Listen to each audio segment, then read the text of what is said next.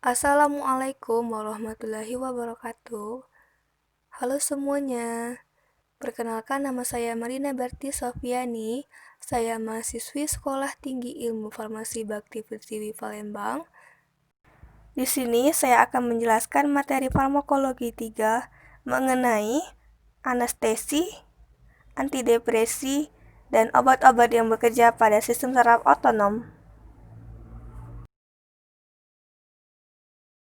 Pertama, anestesi. Pengertian anestesi. Istilah anestesi yang artinya hilangnya sensasi nyeri atau rasa sakit yang disertai atau tidak disertai hilangnya kesadaran, biasanya digunakan dalam prosedur pembedahan.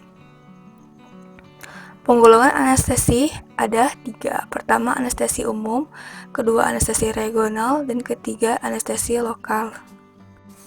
1. Anestesi umum.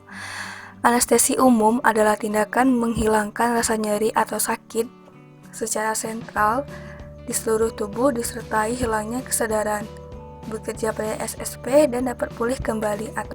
Menurut penggunaannya, anestesi umum dapat digolongkan menjadi 2, yaitu anestesi intravena dan anestesi inhalasi.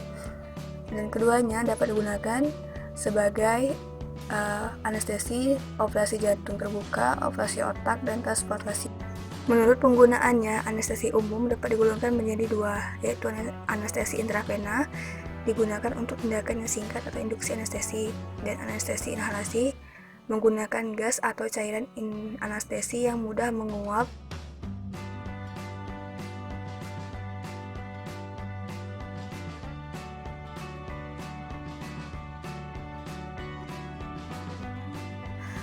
Mekanisme kerja anestesi umum. Pertama, meningkatkan sensitivitas reseptor GABA sehingga transmisi saraf penginhibisi dan pendepresi meningkat. Misalnya, enfluran, isofluran, barbiturat, propofol. Kedua, meningkatkan kemampuan glisid untuk berikatan dengan reseptornya. Misalnya, propofol dan barbiturat. Ketiga, anestesi umum intravena. Contoh 1. Tiopental merupakan golongan barbiturat dengan efek samping menekan fungsi kardiovaskular dan menekan fungsi pernafasan. Interaksi obat dari tiopental. Pertama, aditif dengan depresan SSP. Lalu, bila dikonsumsi dengan fenotiazin dapat menyebabkan meningkatnya efek hipotensi. Lalu, bila dikonsumsi bersamaan dengan metoclopiramid, aspirin, mepronamid, dan probenezid dapat menyebabkan berkurangnya efek dari tiopental. Dan bila dikonsumsi bersamaan dengan opiat dapat menyebabkan peningkatan depresi. Contoh sediaan yang berada di pasaran dari tiopental yaitu Tiowel sodium dengan kekuatan sediaan 500 mg bentuk sediaan. Kedua, propofol. Efek samping dari propofol yaitu penekanan kardiovaskular dan pernapasan dan sindrom infusi. Interaksi obat dari propofol yaitu pertama aditif dengan depresan SSP dan bila dikonsumsi bersama dengan opiat dapat menyebabkan depresi. Sediaan yang berada di pasaran yaitu pertama Diprivan dengan kekuatan sediaan 0,01 bentuk sediaan injeksi intravena, Resofol kekuatan sediaan 10 mg per mili bentuk sediaan injeksi intravena, dan Recofol kekuatan sediaan 10 mg per mili dengan kekuatan sediaan injeksi intravena. Ketiga, kentamin. Efek samping dari ketamin yaitu menghasilkan efek simpatomimetik yang bermanfaat untuk pasien hipotensi dan efek depresan pernafasan paling rendah. Interaksi obat dari ketamin. Pertama, bila diberikan bersamaan dengan teopirin dapat menyebabkan resiko konvulsi. Lalu, bila dikonsumsi bersamaan dengan antidepresan SSP dapat menyebabkan terjadinya peningkatan resiko depresi pernapasan. Lalu, dengan obat golongan hormon tiroid dapat menyebabkan meningkatnya resiko terjadinya hipertensi dan meningkatkan kerja obat antihipertensi sehingga dapat menyebabkan terjadinya hipotensi dan lain sebagainya. Contoh sediaan yang berada di pasaran dari ketamin yaitu Invanes dengan kekuatan sediaan 100 mg per 10 ml bentuk sediaan injeksi intravena, lalu KTM 100 dengan kekuatan sediaan 100 mg per 10 ml bentuk sediaan injeksi. Keempat, etomidad. Efek samping dari etomidad menekan fungsi pernapasan namun lebih rendah dari tiopental. Interaksi dari etomidad yaitu bila diberikan bersamaan dengan neuroleptik, opiat, dan obat penenang lainnya dapat menyebabkan efek hipnotik berkurang. Lalu, sediaan yang beredar di pasaran dari etomidad yaitu etomidad dipuro dengan kekuatan sediaan 20 mg per mili dan bentuk sediaan injeksi intravenal. Anestesi umum inhalasi. Contohnya 1 isofluran. Isofluran paling sering digunakan. Efek samping dari isofluran itu menurunkan tekanan arteri dan menurunkan metabolisme otak. Interaksi obat dari isofluran: 1 berinteraksi dengan absorben karbon dioksida kering, lalu berinteraksi dengan relaksan otot. Contoh sediaan yang berada di pasaran yaitu isofluran dexamedica dengan kekuatan sediaan 250 ml bentuk sediaan larutan inhalasi, dan Perel dengan kekuatan sediaan 100 ml bentuk sediaan larutan inhalasi. 2. Anestesi regional memberikan efek mati rasa terhadap saraf yang menginfarksi beberapa bagian tubuh melalui injeksi anestesi lokal pada spinal, epidural, dan plexus. Berbeda dengan anestesi lokal, prosedur ini untuk area yang akan mengalami mati rasa jauh lebih besar. Tidak hanya satu bagian kecil saja, misalnya di sebagian area bawah pinggang. Anestesi regional spinal biasanya digunakan untuk operasi sesar, operasi apendik, atau usus buntu. Dan anestesi regional epidural biasanya digunakan untuk laparotomi, mastektomi, atau operasi payudara. Dan anestesi regional periferal biasanya digunakan untuk operasi patah tulang jari, ekstraksi kuku, dan sirkumsisi atau sunat. 3. Anestesi lokal. Anestesi lokal merupakan obat yang menghasilkan blokade konduksi atau blokade lorong natrium pada dinding saraf secara sementara terhadap rangsangan transmisi sepanjang saraf. Efek anestesi hanya pada tempat tertentu saja atau lokal, berfungsi untuk operasi kecil yang bisa membuat area yang akan dioperasi mengalami mati rasa, namun sang pasien akan tetap sadar menjalani operasi tersebut. Anestesi ini akan mempengaruhi satu bagian kecil dari tubuh Anda. Jenis anestesi lokal berdasarkan area pemberiannya itu dibagi menjadi 2, topikal atau permukaan, dan infiltrasi. Anestesi lokal topikal, cara ini obat dioleskan atau disemprotkan pada mukosa daerah tindakan, misalnya pada mata, rongga hidung, faring, laring, traktus respiratorius, bagian bawah, telinga, uretra, dan jalan lahir. Agen anestesi lokal yang digunakan yang mudah diserap permukaan mukosa seperti lignokain, kokain, tetrakain, dan lidokain. Anestesi lokal infiltrasi, obat disuntikan langsung ke dalam jaringan yang akan dimanipulasi tanpa mempertimbangkan persarafnya. Anestesi berdifusi dan khasiatnya dicapai melalui penghambatan ujung saraf perasa di jaringan subkutan. Cara pemberian ini dipakai pada pembedahan kecil seperti penjahitan luka, pengambilan kulit untuk transplantasi, dan pencabutan gigi. Secara kimiawi, anestesi lokal dibagi menjadi 2 golongan. Pertama, golongan ester dan golongan amida. Golongan ester dimetabolisme oleh enzim pseudocholinesterase di plasma. Contoh dari golongan ester itu prokain, tetrakain. Dan golongan amida melalui degradasi enzimatis di hati. Contoh dari golongan amida tersebut adalah lidokain dan butikain. Ini adalah contoh dari anestesi lokal golongan ester dan amida. Ini juga dapat digunakan sebagai anestesi regional. Dapat diketahui bahwa dari golongan ester, prokain dapat digunakan sebagai anestesi lokal infiltrasi. Lalu koroprokain dapat digunakan sebagai anestesi lokal infiltrasi dan epidural. Tetrakain dapat digunakan sebagai anestesi lokal topikal, dan golongan amida lidokain dapat digunakan sebagai anestesi lokal topikal infiltrasi, epidural, dan spinal. Epidokain, pilokain, dan mefikain dapat digunakan sebagai anestesi lokal infiltrasi dan epidural, sedangkan butikain, propifikain dapat digunakan sebagai anestesi infiltrasi, epidural, dan spinal. Mekanisme kerja dari obat anestesi lokal yaitu pertama menghambat konduksi sinyal melalui penghambatan maksudnya ion Na+ pada saluran sehingga mencegah terjadinya potensi aksi. Kedua, menghambat konduksi mengakibatkan lumpuhnya saraf motorik dan contoh obat dari anestesi lokal yaitu pertama tetrakain memiliki efek samping mengantuk, nyeri kepala, pusing, mual dan muntah. Interaksi obat dari tetrakain itu dapat berinteraksi dengan fenobarbital. Contoh sediaan yang berada di pasaran dari tetrakain yaitu Optamik tetrakain 0,5%, bentuk sediaan salep.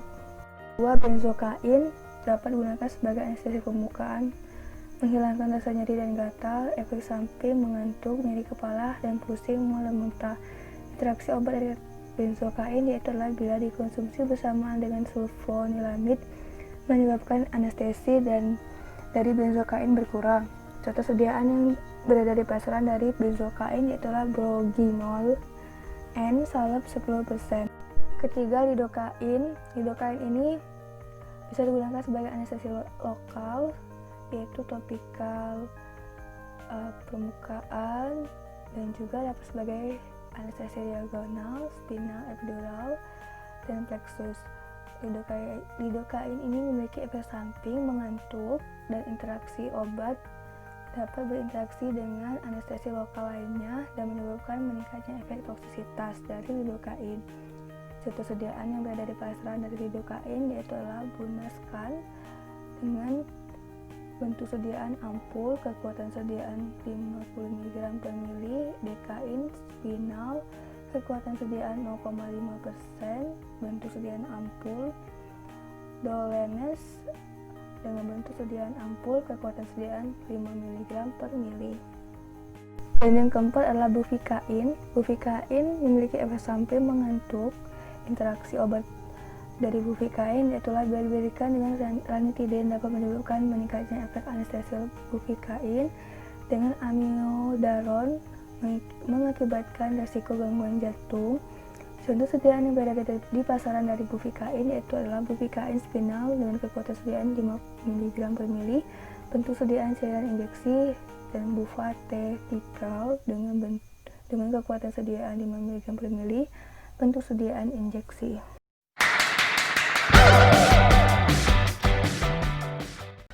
Depresan.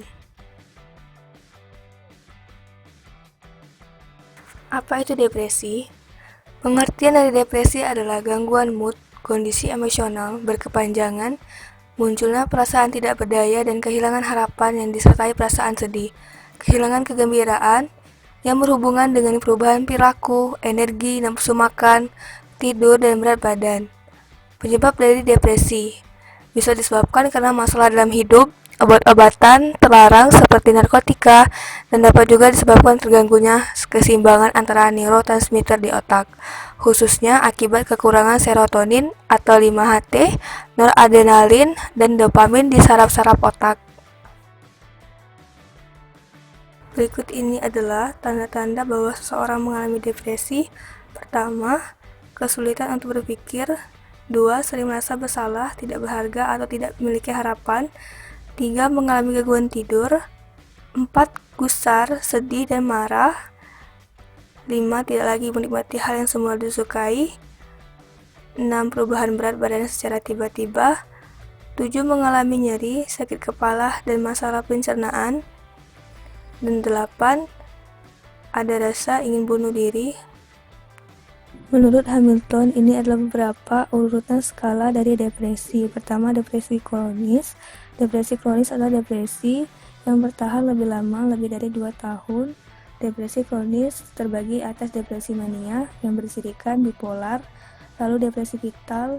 Depresi vital adalah bentuk dari depresi berat yang memiliki ciri gangguan tidur khas, bervariasinya suasana sepanjang hari, dan hilangnya perhatian dan kegembiraan dalam semua aktivitas. Lalu depresi musim dingin. Depresi musim dingin hanya pada musim dingin di negara-negara utara akibat kekurangan sinar matahari, atau pada negara-negara yang memiliki musim dingin.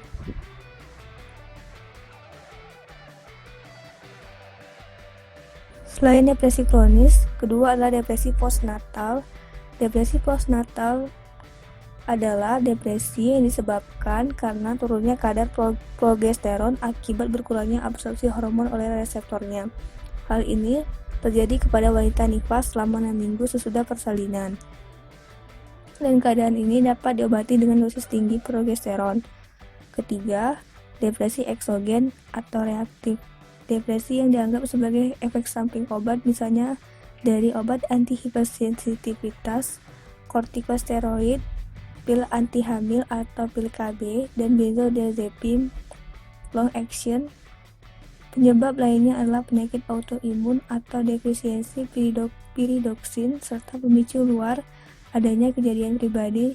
Depresi ini dapat diatasi dengan menghentikan obat penyebab dari depresi tersebut. Penanganan gangguan depresi. Pada gangguan depresi dapat diatasi dengan penanganan psikoterapi dan antidepresiva. Dengan penanganan ini, separuh dari penderita sembuh dalam 3-4 bulan.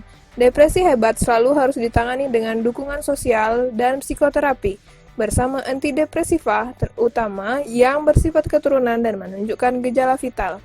Tujuan psikoterapi adalah merubah pikiran dan sikap negatif dari pasien dengan pandangan yang lebih realistis mengenai dirinya sendiri dan dunia luar. Bila depresi disertai rasa takut atau kegelisahan, seringkali ditambahkan benzodiazepin. Bila ATC dan SSRIs kurang memberikan hasil, maka dapat ditambahkan litium atau diganti dengan moclobemid.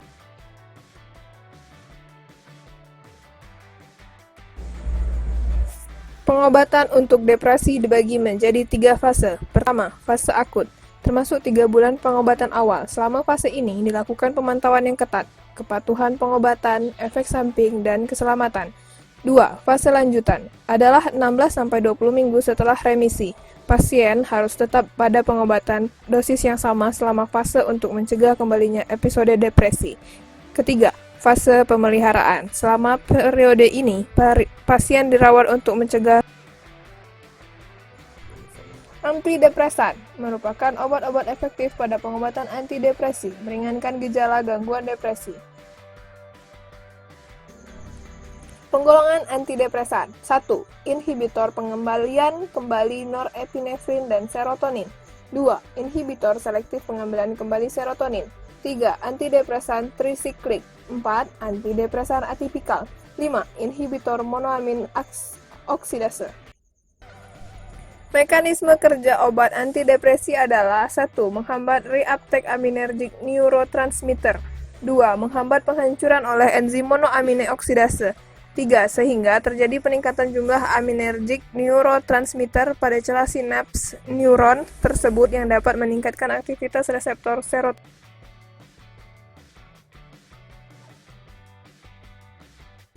Golongan antidepresan inhibitor pengembalian kembali norepinefrin dan serotonin memiliki mekanisme kerja menghambat resorpsi dari serotonin dan adrenalin dari selah sinaps di ujung-ujung saraf. Contoh senyawa obat dari inhibitor pengembalian kembali norepinefrin dan serotonin adalah imipramine, protiriptilin, phenylxasin, dan duloxetine. Efek samping dari antidepresan golongan inhibitor pengembalian kembali norepinefrin dan serotonin dapat berefek pada jantung, menimbulkan gangguan penerusan impuls jantung dengan perubahan ECG. Pada overdosis dapat terjadi aritmia berbahaya.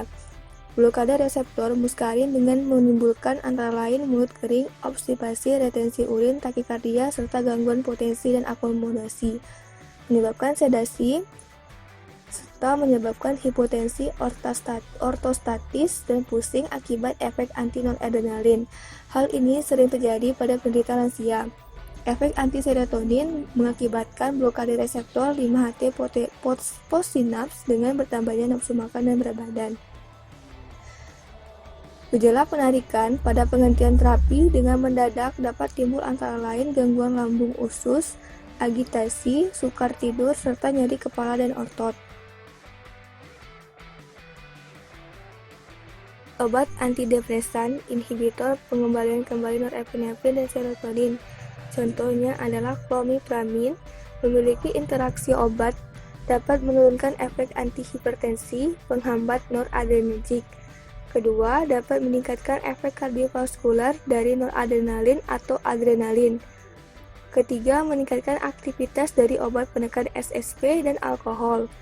Contoh sediaan di pasaran clomiframin adalah anafranil, bentuk sediaan tablet dengan kekuatan sediaan 25 mg. 2. Golongan inhibitor pengembalian kembali serotonin selektif memiliki mekanisme kerja menghambat reabsorpsi dari serotonin. Contoh senyawa obat adalah citalopram, escitalopram, fluoxetir, fluoxetine, dan sertralin.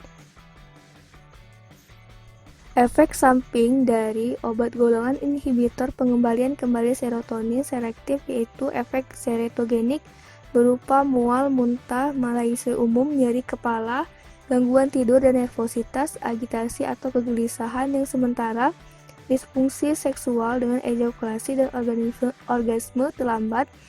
Sindrom serotonin berupa antara lain kegelisahan, demam, dan menggigil, konvulsi, dan kekakuan hebat, tremor, diare, dan berikut inilah beberapa obat yang termasuk dalam golongan antidepresan inhibitor pengembalian kembali serotonin, yaitu adalah fluoxetine dengan interaksi obat, dapat berinteraksi dengan MAO, litium, obat yang merangsang aktivitas SSP, antidepresan, triptofan, carbamazepin, obat-obat terkait dengan protein plasma. Sediaan yang berada di pasaran dari fluoxetine yaitu adalah Eliza kapsul 20 mg. Kedua, sertralin dengan interaksi obat yaitu dapat berinteraksi dengan MAO, alkohol, litium, dan obat seretogenik. Sediaan yang berada di pasaran yaitu Deftran kapsul 50 mg, Fatral tablet 50 mg, Sernade tablet selaput 50 mg. Yang ketiga, citalopram, interaksi obat, MAO, sumatriptan, simetidin. Sediaan yang berada di pasaran dari Citoplam yaitu adalah Deplazam HCl tablet salut selaput 10 mg. 3. Golongan antidepresan trisiklik memiliki mekanisme kerja langsung menghambat sejumlah neurotransmitter termasuk epinefrin, serotonin, dan norepinefrin supaya tidak kembali terserap dengan mengikat reseptor sel saraf. Umumnya, obat ini diberikan pada orang-orang yang tidak menunjukkan perubahan gejala setelah diberikan golongan SSRI atau inhibitor pengembalian kembali serotonin.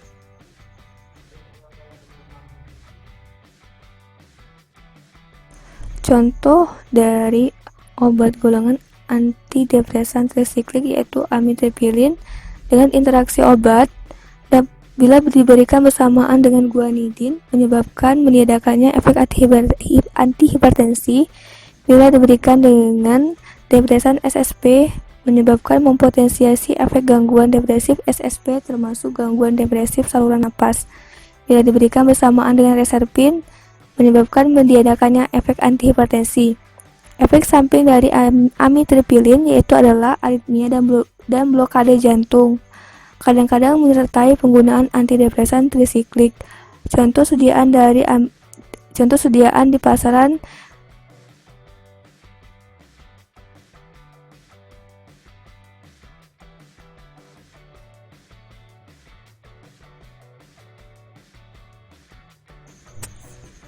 Kelima, golongan antidepresan atipikal memiliki mekanisme bekerja menyerupai analog serotonin. Contoh senyawa obat dari antidepresan atipikal yaitu adalah bupropion, nitrazapin, dan nefazodon.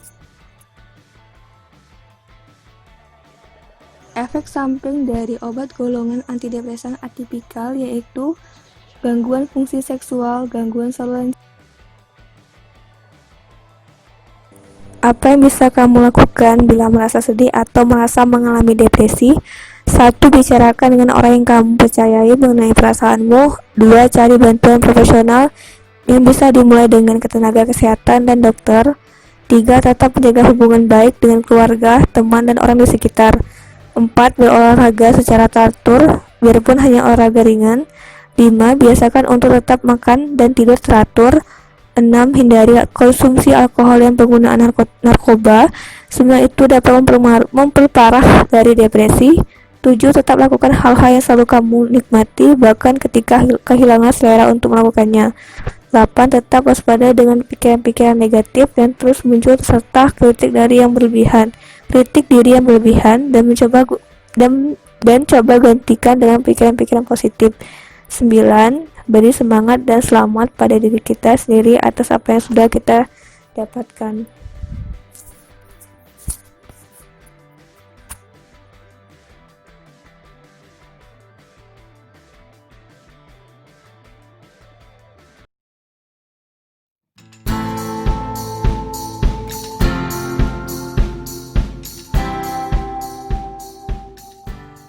Saraf otonom.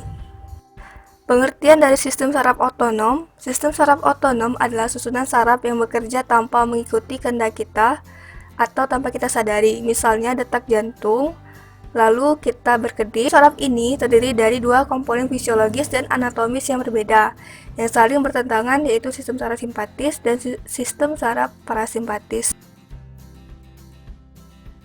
Berdasarkan fungsinya, sistem saraf otonom dibagi menjadi dua, yaitu sistem saraf simpatis yang berupa simpatomimetik dan simpatolitik.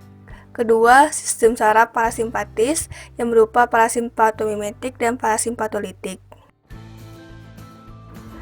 Sistem saraf simpatis juga dikenal sebagai sistem saraf adrenergik karena menggunakan adrenalin atau noradrenalin sebagai neurotransmitternya. Obat-obat yang menyerupai efek dari norepinefrin disebut sebagai obat adrenergik atau simpatomimetik yang bekerja meningkatkan adrenergik. Obat-obat yang menghambat efek norepinefrin disebut sebagai penghambat adrenergik atau simpatolitik. Obat ini dikenal juga dengan nama antagonis adrenergik karena mencegah respon pada tempat reseptor. Berdasarkan titik kerjanya pada sel-sel efektor dari organ ujung adrenergik, maka dapat dibagi menjadi reseptor alfa, alfa 1 dan alfa 2 dan beta 1, beta 2. Alfa 1 dapat mengaktifasi organ-organ efektor seperti otot polos.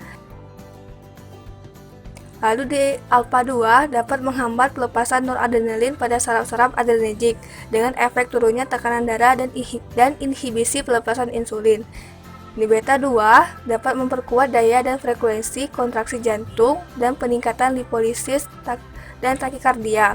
Di beta 2 dapat terjadi vasodilatasi bronkadilitas dan stimulasi metabolisme glikogen dan lemak dan peningkatan glikogenolisis hati dan otot.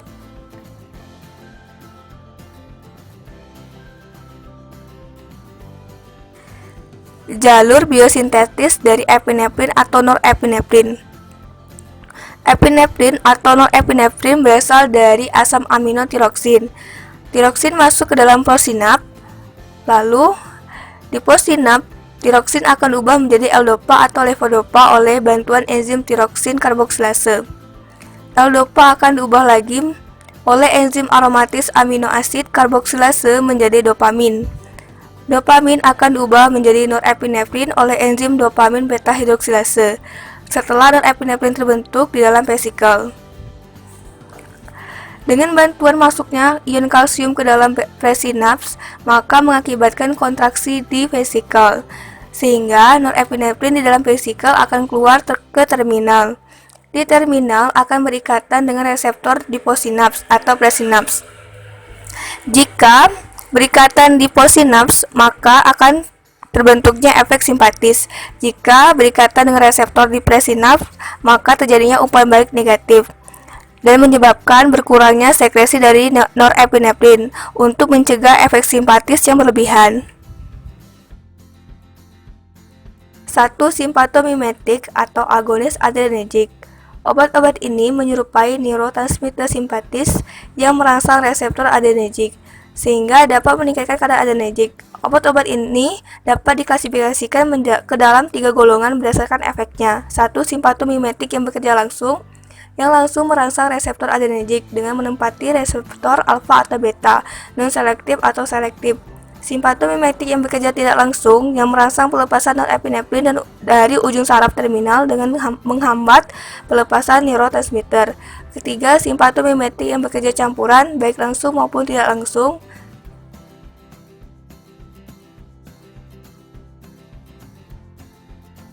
Berikut ini beberapa contoh obat simpatomimetik yang bekerja secara langsung dan selektif atau selektif, yang bekerja secara tidak langsung ataupun yang bekerja secara campuran.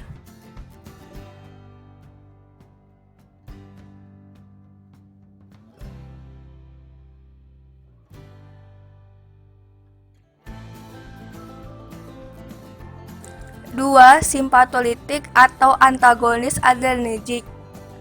Obat-obat yang menghambat efek norepinefrin disebut sebagai penghambat adrenergik atau simpatolitik. Obat ini juga dikenal dengan nama antagonis adrenergik karena mencegah respon pada tempat reseptor. Berdasarkan mekanisme kerjanya, dapat digolongkan menjadi 1 alpha blocker. Mekanisme dari alpha blocker yaitu memblokir dan menduduki reseptor alfa sehingga melawan vasokontraksi perifer. Efek utamanya adalah menimbulkan vasodilatasi, sehingga mengakibatkan penurunan tekanan darah. Jika vasodilatasi berlangsung terus-menerus, maka dapat mengakibatkan hipotensi ortostatik.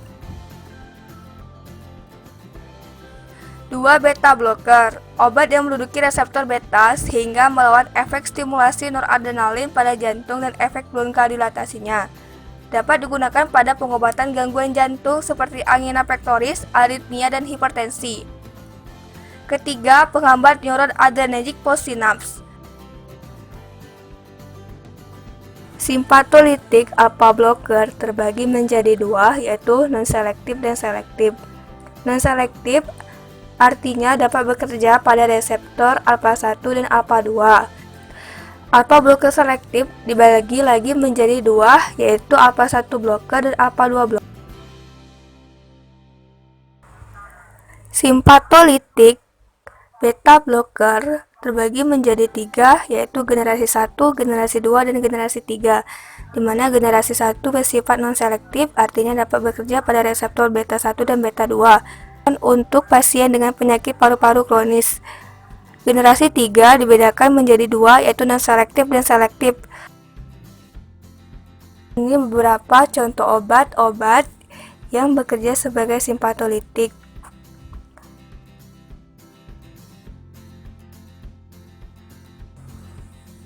Saraf parasimpatis. Sistem saraf parasimpatis juga dikenal sebagai sistem kolinergik. Dua kelompok obat yang mempengaruhi sistem saraf parasimpatis adalah 1. Kolinergik atau parasimpatomimetik. Obat-obat yang menyerupai efek dari asetilkolin disebut sebagai obat kolinergik atau parasimpatomimetik. Obat-obat itu juga dikenal dengan nama agonis kolinergik karena memulai respon kolinergik. Ada 2 jenis reseptor kolinergik, yaitu reseptor muskarinik yang merangsang otot polos dan memperlambat denyut jantung, dan reseptor nikotinik.